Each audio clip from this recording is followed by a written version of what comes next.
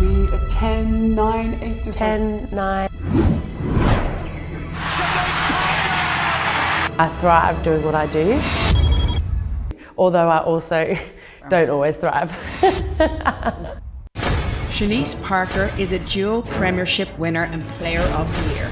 Shanice's journey to the top of the sport is a testament to her resilience, determination and unyielding spirit. I knew that this is where the future for women in sport, in rugby league and rugby union, was going, and I wanted to be a part of it. At just 18, she signed with the Australian Sevens, marking the beginning of an incredible career. But Shanice's story is more than just accolades. It's a raw and honest account of the challenges she faced in her quest to become a semi-professional athlete. I had dropped everything to pursue a dream. Shanice opens up, sharing the highs and lows of her journey through the elite space. I just went silent. I just thought my career was done. The unexpected surprises that changed her life and the moments she thought her world had crashed. That was my whole identity, like being an athlete. And I think that consumed me. And then at that time, my world just came crashing down. Yet through it all, she discovered a purpose beyond rugby. She's not only an athlete, but a role model, embracing the responsibilities with grace and gratitude. I've been able to establish other parts of my identity outside of being an athlete, and that's kind of helped me get back to where I envisioned myself being. This is Shanice's story about how she found her purpose and how she continues to inspire others both on and off the field. Welcome to Leading the Play. I like to say I was practically born on the field. My mum was a Jillaroo, that's an Australian rugby league player. So I grew up just watching her play rugby league, union, any form of sport. So she was kind of the pioneer and someone I looked up to, and that's how I got into it. Started when I was 4 years old, and unfortunately for me, the cutoff age was 12 at that time, so we couldn't play rugby league anymore just because there was no girls' competitions. We didn't see many female athletes on the TV or walking around. Like, we didn't have anybody to really look up to, any role models. I was fortunate enough to have my mum, but again, there was no broadcasting media. It's only because I personally knew her that I had something to aspire to or get to. I started playing women's rugby union in Perth when I was 16, so I was like this puny little scrawny girl going up against women. But again, I had my mum by my side, so I was so fortunate that I got to play alongside my mum for those first initial years into women's rugby. Not long after that, I got an offer for a Sevens contract with the Australian Rugby, and I was 18. Next thing you know, my mum's kicking me out the door with 2 suitcases to go across the country, and like there was no hesitation. Within the week, I was gone. I was in the Sevens program from only a year. It was really intense. I was a young girl, moved away from my family. I only had the girls that I played with. It was a hard time for me. I was living in DY, so the thick of it, it was a really expensive area in Sydney, so the Northern Beaches. And I just remember coming to the end of each month, I'd be on like noodles. A lot of times I thought it would be easier just to kind of pack up and go home, but I knew that this is what I wanted. I knew that this is where the future for women in sport, in rugby league and rugby union, was going, and I wanted to be a part of it.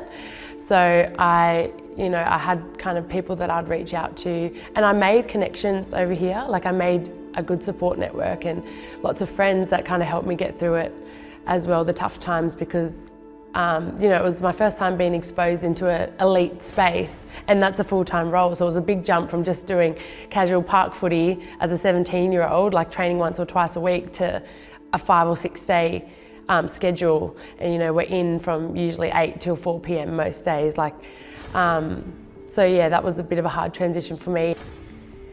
And you can't really switch off much away from rugby, especially when you don't have anything. Like, for me personally, I didn't have any family support, any outlet, so it was constant like rugby, and my goal was to keep my contract. I was just so immersed in it, but also it had its downfalls. We had 21 girls contracted, and then it went down to 14. So I don't know if you know the context of Sevens, but they only take 13 girls away. So it was a pretty radical decision at the time, and I couldn't really comprehend it, but I just remember being in a tiny room with the two coaches and they told me in that moment, sorry, we don't need you. I had dropped everything to move across the country, to pursue a dream. I was so desperate at that time. I just asked them, can I keep training? I won't get paid. I'll be happy to be here. This is what I came here for. And then for them to turn around and say, sorry, we don't need you. Even though I was willing to do it for free, it was really heartbreaking. And yeah, it was a hard time for me. I kind of turned away from sevens and lent more into the 15s game and surrounded myself with a lot of those girls and just immersed myself in that. And I think what got me through was I reminded myself why I'm here, and I knew that if I went back to Perth, there would be no opportunities for me to grow as an athlete. Unfortunately, it's still the sad reality for people living in Western Australia, particularly women. A lot of them have to relocate across over to Sydney or Queensland to play at those top levels. So our Harvey Norman competition started up and North Sydney Bears had an inaugural team entering, and I kind of, like I said, I had lots of friends in the Northern Beaches, North Sydney area, and they just asked me if I'd come along and trial it, and I said yes. And then that year I was playing both league and union. So union at the beginning of the year, particularly with the Waratahs, and then during the season I played for Warringah Rats, which is a local team as well. And I was just Saturdays, Sundays, I was kind of going between both. And I wasn't the only one doing it at that time. So yeah, that's how I kind of got back into league. And then the following year, that's when I got contracted for the Sydney Roosters. I think the starting contract was $4,000. So we've come a long way in 5 years since then. And then yeah, 2019 was when I signed my contract with the Roosters. My first year, I was just a sponge. Like, I was trying to learn off the girls. I was playing alongside girls like Isabel Kelly, who's an Australian representative and a New South Wales Origin player. I was working 5 days a week on top of playing 2 separate codes. But I think because that's what I've done all my life, and I'd come from that full-time environment, it didn't really faze me. And it was not at the level that I was training at with the sevens. Like, that was pretty much crunning. I don't know if you've heard that term before, crying and running at the same time.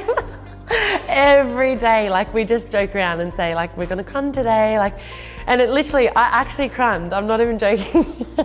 It's a real thing.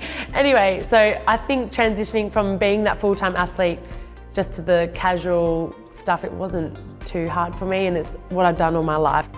So I played at Roosters for another year, and then I played in Origin. This is 2020. That's not something that I imagined would ever happen to me. I feel like my headspace at that time was I was just happy playing, and I didn't see myself good enough as those other girls like Isabel Kelly and Jess Sturgis. It was a great experience. We played in front of nobody because it was COVID, but it was a nice experience for me. But then, yeah, everything kind of turned upside down the following year. I got another call to say that I had made Origin again, and that's not something that I imagined would ever happen to me. Like, playing 1 Origin, let alone possibly 2, like, I just never seen, it's not something that happens often. And then at that time, my world just came crashing down, like, in my mind. It was that exact same week I found out I was pregnant.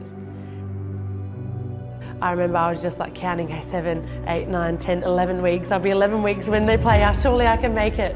But yeah, I didn't end up playing, obviously, and at that time when I did find out, it took a lot of consideration. I did, like, I hate saying this out loud, but at the time I did think about terminating the pregnancy, just because of the way my career was progressing, and I really had a big focus on playing sport, and it's what I wanted to do, and I just thought if I was to have a baby, like, it would really impact that, and I would, because of how quickly the game was progressing at this time as well, I thought I'd slip through the cracks and kind of disappear. It was a really hard time just around being a female athlete, and I just thought my career was done. Like, I actually thought that I was infertile as well. Like, I never had the testing or anything. It was just like inconsistent periods and all that kind of stuff. And as an athlete, it didn't really bother me. I wasn't planning on having kids. And at the time, talking about periods and stuff in sport wasn't really a big thing, which now it kind of is. But yeah, so when I found out, I just remember my stomach turning and I felt sick. I thought that my whole purpose in life had been ripped away from me. Shanice Parker! She's in! We're level again! Shanice Parker! I always used to laugh and say, how do you not know you're pregnant? Like, that's so stupid. Like, surely you know.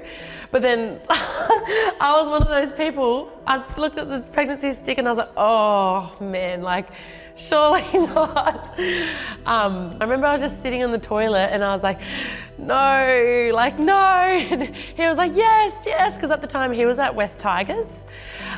So he was in the like kind of top 30, so he was training with the Tigers. And for me, like, everything stops for me. My rugby league career stops, but for him, nothing happens. So, I mean, he didn't really think of it in that way, because he was just really happy that we were going to be having a baby and all this kind of stuff. So yeah, I don't think he really considered, because they don't have to put a pause on anything. Like, they can just keep training, keep doing their thing, keep trying to pursue their dreams.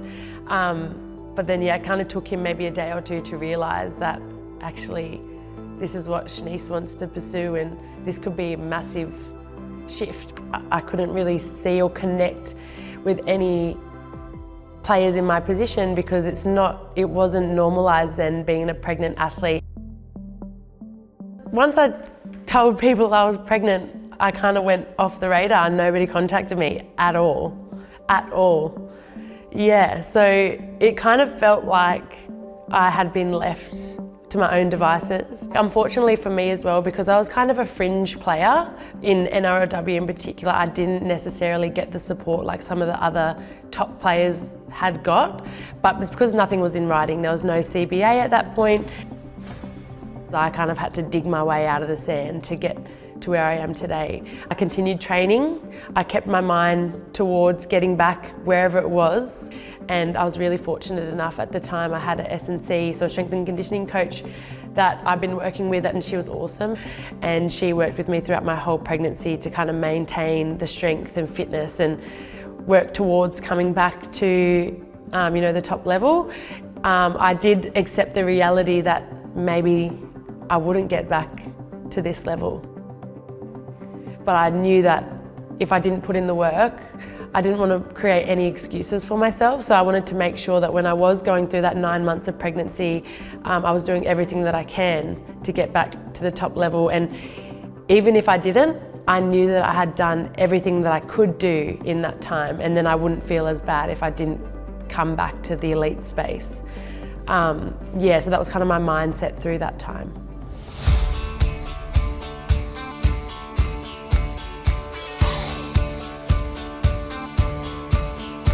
I had already kind of been in contact with the Knights prior to finding out I was pregnant, and they were a game changer for me. They were extremely supportive. I wasn't contracted in that first year, but they connected me with their physio, women's health physio. We kind of put a plan in place to get me back to where I needed to be, but without rushing.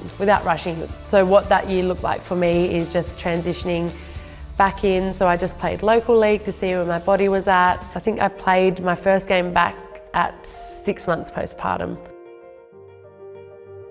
The Knights were kind of a lifesaver for me in that instance. Like, they're just, I don't know, they're amazing. Like, I don't think I'd be back here where I am without their support and their empathy towards me being a mum as well.